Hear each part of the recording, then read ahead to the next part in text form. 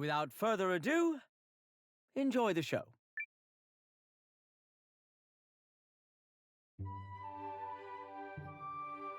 Our story begins on a magnificent bridge as a boy chances upon a bright-eyed girl gazing out upon the water. It is love at first sight. His name is Romeo of the House of Montague. Hers, Juliet of the House of Capulet. Their families have been feuding for generations with no sign of their hatred waning. Oh, Romeo, Romeo, wherefore art thou Romeo? Deny thy father and refuse thy name. Or, if thou willest it, I shall cast aside mine.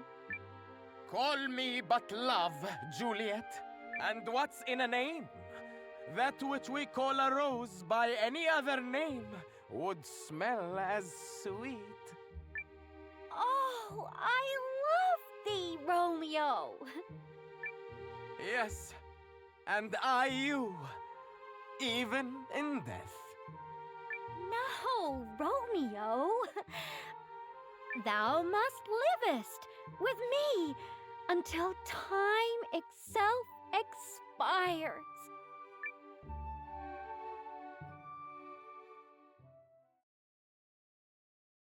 But the stars have other plans in mind. An unfortunate stabbing or two plunges their family's relations to a new low. A humble man of the cloth, Friar Lawrence, takes pity on the youths and comes to Juliet with an idea. Friar Lawrence, I am to be wed to a man I do not love. Is there no escape?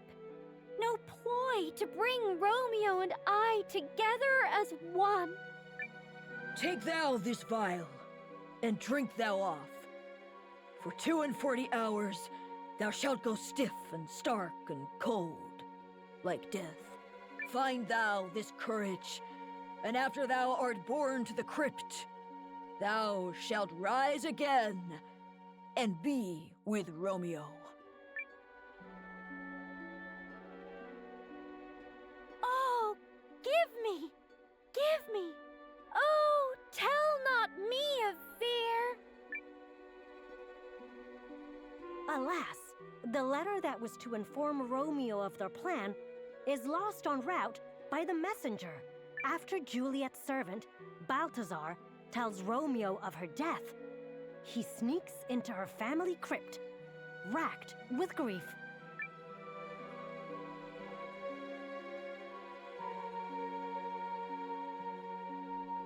Oh, my love, death hath had no power yet upon thy beauty.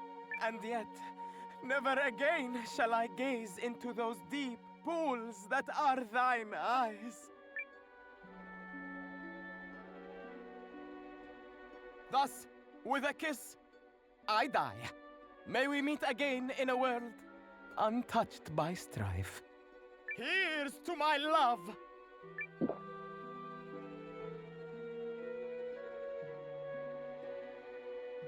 In his sorrow, Romeo takes a deadly poison and breathes his last breath.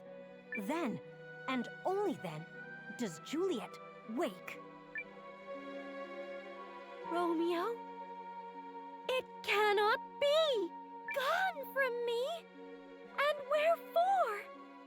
Oh, churl! Shall I never hear my name dance from thy lips again? But now, we can be together.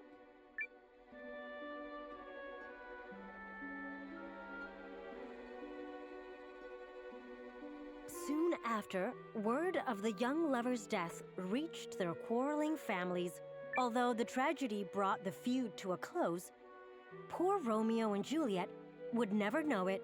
If the timing had been even slightly altered, this tragedy could have been avoided entirely.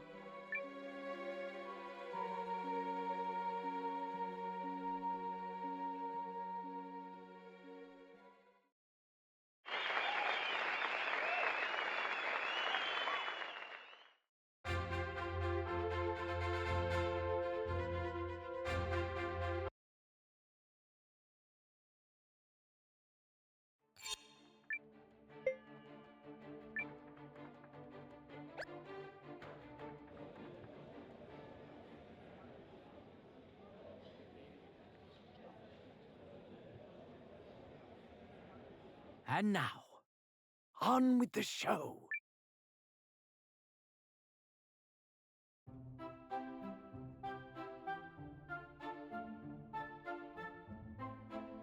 Little Red Riding Hood went to visit her sweet grandmother with some cake and wine. Oh, grandmother, grandmother, why are you abed? Dearest Red Riding Hood, come, fair child, that I may see your face.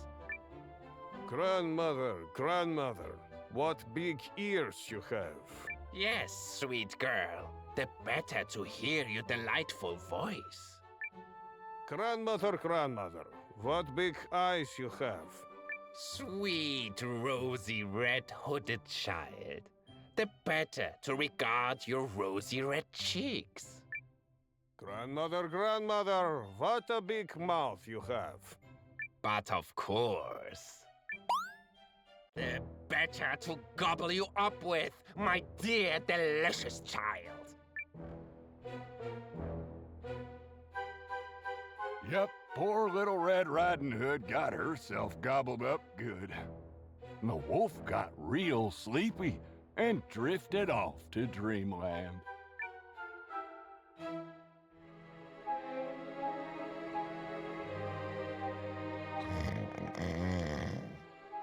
Hark! What is all that raucous snoring?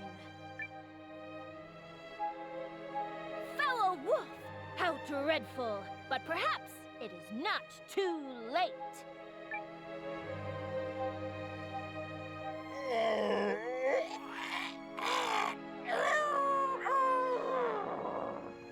And so, a hunter who chanced upon the cottage saved Red Riding Hood and her grandmother from the belly of a wolf.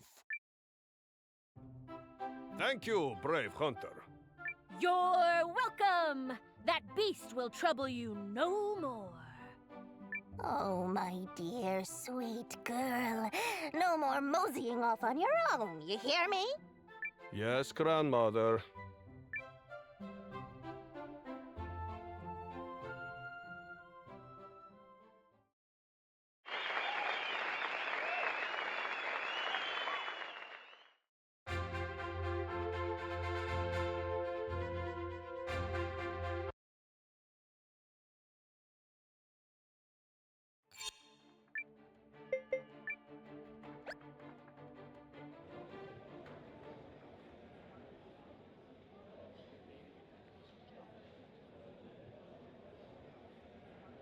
Welcome, good patrons, one and all.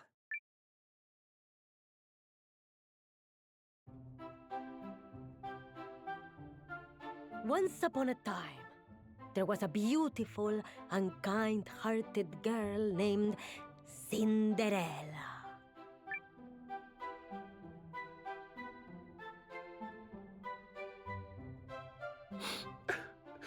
Mama! After Cinderella's mother died, her father's new wife and the woman's daughters moved into their home. But Cinderella's stepmother was cruel, and her stepsisters jealous of the girl's beauty. Cinderella! Cinderella! Finish that cleaning at once, and then you can wash the dishes. There is much work to do, and I will not tolerate your laziness! How filthy.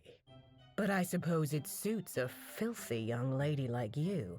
Isn't that right?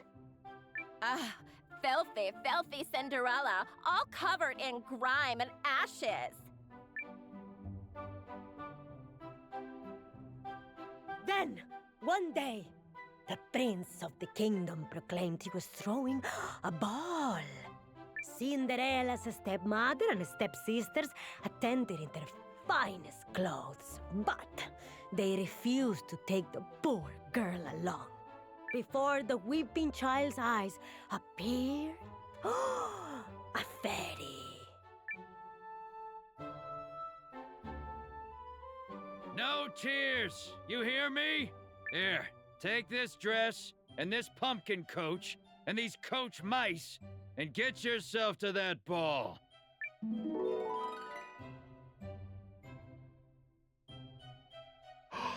Really? Oh, thank you. But remember, Cinderella, the magic will wear off when the clock strikes midnight. So get back by 12. You hear me?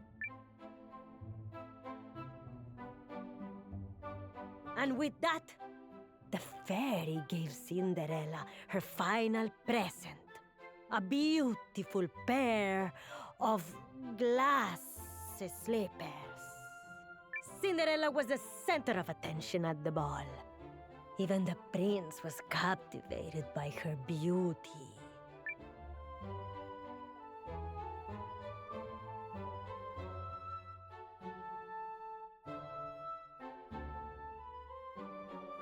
Oh, what a splendid evening. But it will soon be midnight. I must away. Wait, fair maiden.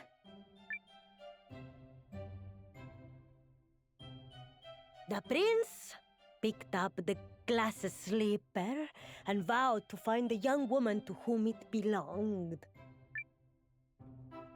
That's my slipper, all right. It's certain to fit. Ugh. You must make it fit, darling! But neither of the cruel stepsisters were able to get the slipper on. There's no way that Cinderella could have attended that ball in those dirty rags. Filthy, filthy Cinderella!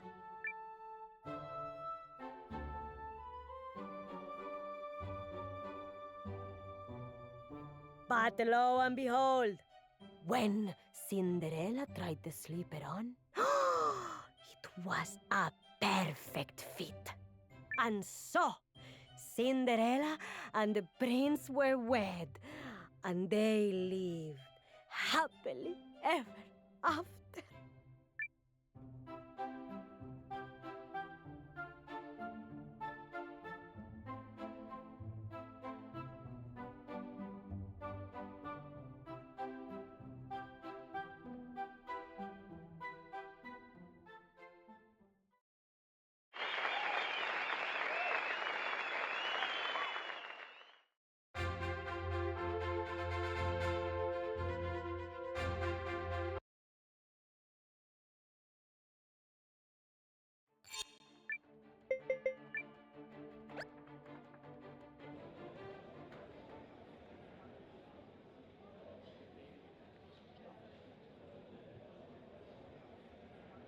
Without further ado, enjoy the show.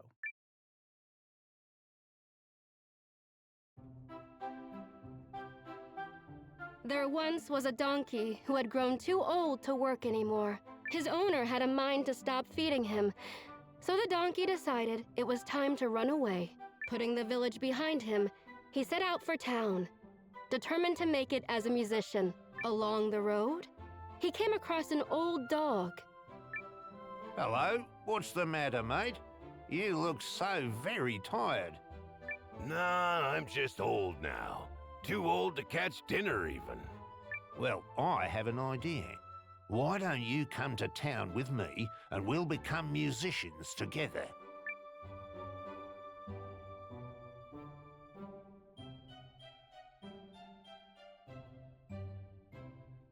So that's exactly what the two of them did. Further up the road, they met a cat too old to catch mice, and a rooster that was going to be slaughtered for supper. And before long, their merry band of two had become a merry band of four.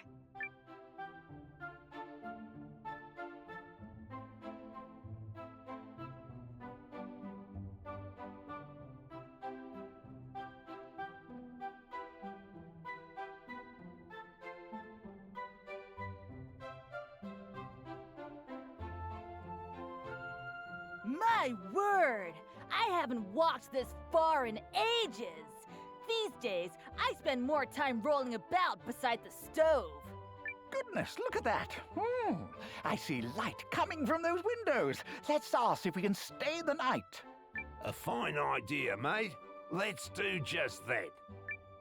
Whoa, let's be a little careful about it, huh? When the four animals peered into the house, they saw a band of robbers sitting down to a mouth-watering feast. Another successful day, eh, boys? Those criminals, why do they get to eat but not us? I'd give anything to sink my teeth into that feast. I'm starving. Is there no way to chase them off?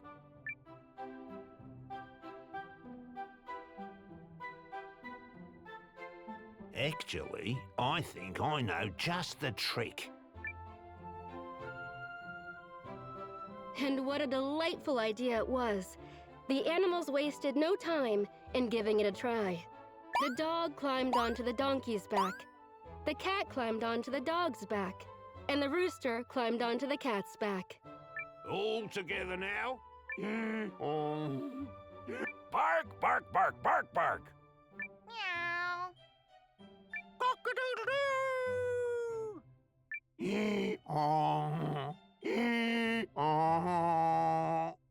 Barkity bark bark barkity bark. Meow. Meow. Meow.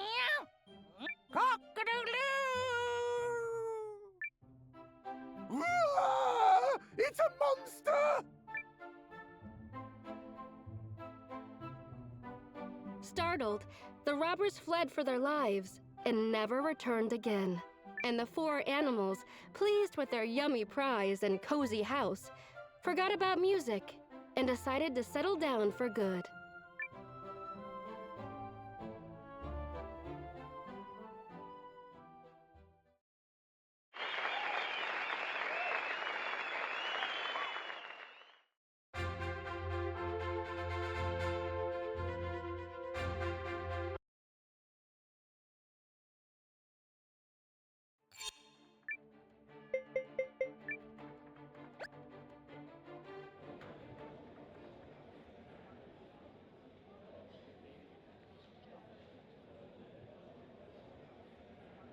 Without further ado, enjoy the show.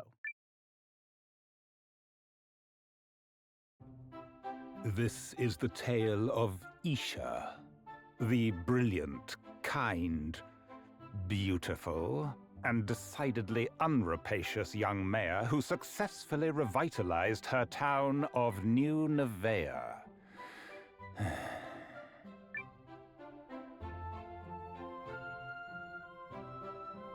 Not so fast, you. The barrows are treacherous. You mustn't go inside. Blah, blah, blah. You can't stop CJ from doing whatever she pleases. Well, that's not very nice. Don't worry, Miss Isha. I'll help. The three heroes bristled against one another for a time, but soon became fast friends. Follow my lead. Yeah, let's smack a bunch of enemies to death. Don't worry, you guys. I'll help. Yes, it was a tale of action, adventure, but also heartwarming moments. Wow, Isha, you're such a great cook on top of everything else. Why, thank you. I used ingredients from New Nevea. They're inexpensive, but quite delicious. They're so good. Everybody should visit New Nevea so they can stuff themselves silly. And then, at long last, a final showdown with their nemesis. Mwahaha! Insert exposition here? You will never thwart my evil plans. Stand back, everyone. You have done enough already.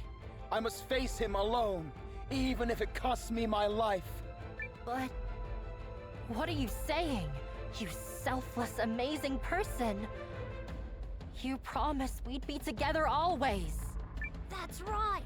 You said we'd make it out of here alive and get back to New Nevaeh for dinner. Enough. Have you resigned yourself to your fate? Do your worst, foul sorcerer. In the name of love and justice and the holy sword Astra, I will vanquish thee. Whatever will become of Isha and her merry companions? If you want to know how their story ends, then book a trip today to the land of dreams and adventure, New Nevaeh.